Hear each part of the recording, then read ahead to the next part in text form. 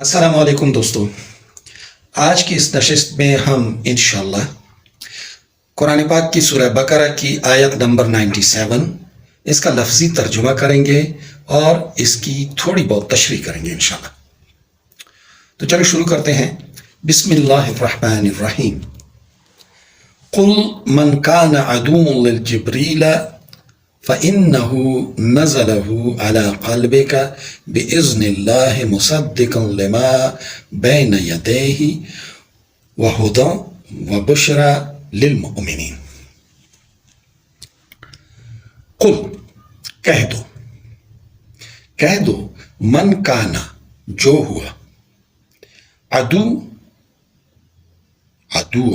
لجبریل دشمن جبرائیل کا، فَإِنَّهُ پس بے شک اس نے نزلہ یہ نازل کیا، یعنی یہ جو قرآن پاک کی آیات ہیں، یہ جو قرآن پاک جو نازل ہو رہا ہے یہ جبرائیل علیہ السلام نے نازل کیا ہے، یعنی اس کے ذریعے سے نازل ہوا ہے، اس نے اتارا ہے۔ تو علی قلبے کا آپ کے دل پر، یعنی اے حضور صلی اللہ علیہ وآلہ وسلم آپ کے دل پر یہ جو کلام ہے یہ جبرائیل علیہ السلام نے نازل کیا ہے، اتارا ہے۔ بِإِذْنِ اللہ اللہ کے حکم سے، مصدقا لما بین یدیہ تصدیق کرنے والا اس کی تصدیق کرنے والا جو کچھ کے ان کے ہاتھوں میں ہے، یعنی ان کے ہاتھوں میں کیا ہے؟ قرآن پاک سے پہلے کیا کیا نازل ہوا؟ ابراہیم علیہ السلام کے صحیفے، اس سے پہلے انبیاء کے صحیفے جن جن کے پاس ہیں، اور داؤد علیہ السلام پہ زبور، اور موسیٰ علیہ السلام پہ تورات، اور عیسیٰ علیہ السلام پہ انجیل، یہ سب ان کے ہاتھوں میں ہے اس قرآن سے پہلے۔ ان سب کی تصدیق کرنے والا یہ جو قرآن پاک ہے جو نازل ہو رہا ہے، وہدی اور ہدایت ہے، وہدی و بشرا اور خوشخبری ہے، یعنی راہ دکھاتی ہے، ہدایت ہے سراسر، اور خوشخبری سناتی ہے۔ کن لوگوں کو؟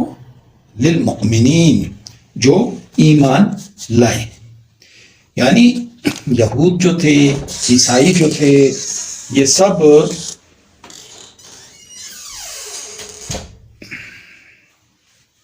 جو یہود تھے، جو عیسائی تھے، یہ سب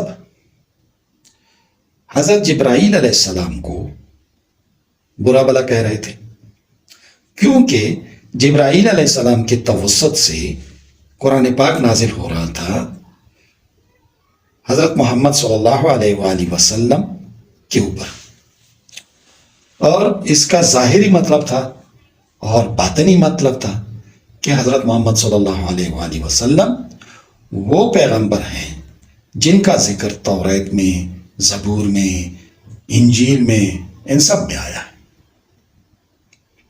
یہ وہ پیغمبر ہے۔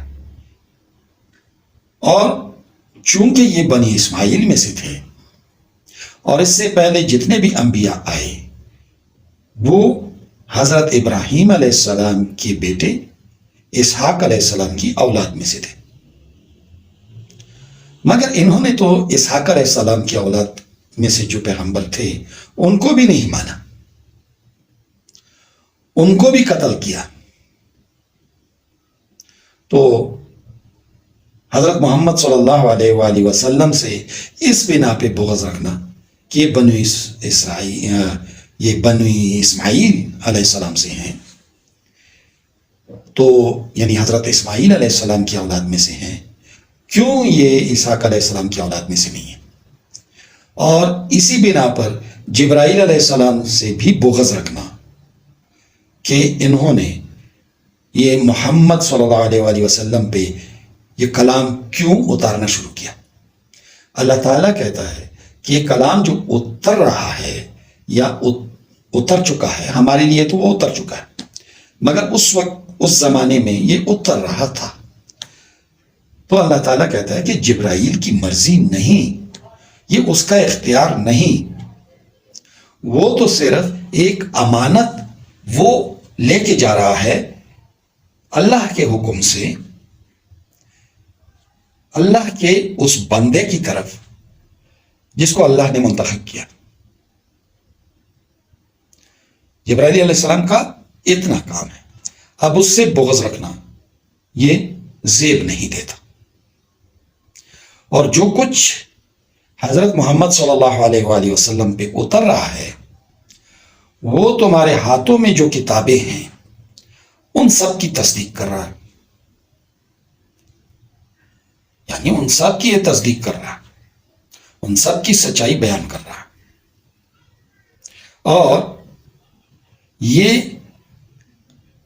اس گمگشتہ راستے کو آپ کے سامنے لا رہا ہے جو آپ لوگوں کی خواہشات کے مطابق آپ لوگوں نے گم کر دیا تھا.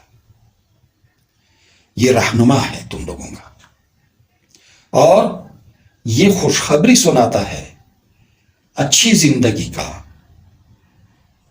ان لوگوں کے لیے جو ایمان لاتے ہیں. اب ایمان کن پہ لانا ہے؟ اللہ پہ لانا ہے، اللہ کے تمام رسولوں پہ لانا ہے، اللہ تعالیٰ کی تمام کتابوں پہ لانا ہے، اللہ تعالیٰ کے ملائکہ پہ لانا ہے، جتنے بھی ملائکہ ہیں، اور یوم آخرت پہ لانا ہے کہ آخرت میں ہم سے حساب کتاب ہوگا. ہم جو کچھ بھی اس دنیا میں کر رہے ہیں اس کا حساب ہمیں آخرت میں دینا ہوگا. اور اچھی یا بری تقدیر پر بھی جو ایمان لاتے ہیں کہ یہ من جانب اللہ ہے، اور اس پہ قناعت کریں، اس پہ صبر کریں، اور اللہ تعالیٰ سے دعا مانگتے رہیں، کیونکہ کسی کو بھی پتہ نہیں ہے کہ کس کی تقدیر اچھی ہے اور کس کی تقدیر بری ہے. کسی بھی وقت تقدیر پلٹا کھا سکتی ہے. اسی لیے جو اللہ پہ ایمان رکھے اور اسی سے مانگتا رہے. دوستو، آج یہاں تک. کل انشاءاللہ آیت نمبر 98 پہ بات کریں گے. اس وقت تک کے لیے اجازت. اللہ حافظ.